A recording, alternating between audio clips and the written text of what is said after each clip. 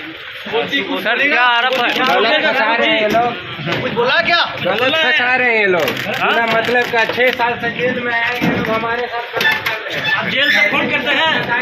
अब जेल से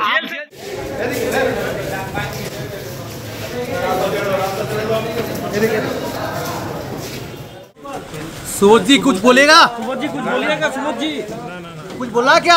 गलत फंसा रहे हैं ये लोग। पूरा मतलब का 6 साल से जेल में आए ये लोग हमारे साथ गलत कर रहे हैं। বিহারের জেল থেকে কুখ্যাত সুবোধ সিংকে রবিবার সকালে আসানসোলে নিয়ে আসা হলো। তাকে ট্রানজিট রিমান্ডে নিয়ে আসা হয়েছে বলে জানা গেছে। গত 9 জুন আসানসোলের রানীগঞ্জের সোনার দোকানে ডাকাতি হয়েছিল। সেই ঘটনার মাস্টারমাইন্ড এই সুবোধ সিং বলে পুলিশ মনে করছে। সেই সুবোধ সিংকে এদিন পাটনার বেউর জেল থেকে নিয়ে এসে আসানসোলের আদালতে পেশ করা হয়েছে।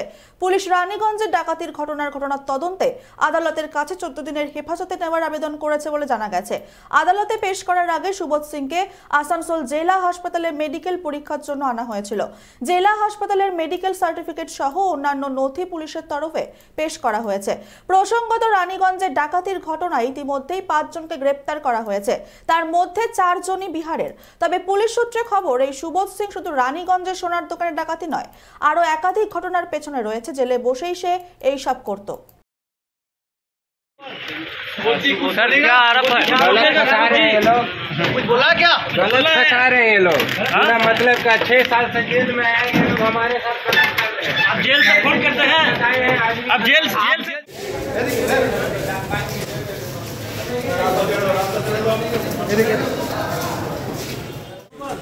सुबोध जी कुछ बोलेगा? सुबोध जी कुछ बोलिएगा? सुबोध जी कुछ बोला क्या? गलत फंसा रहे हैं ये लोग।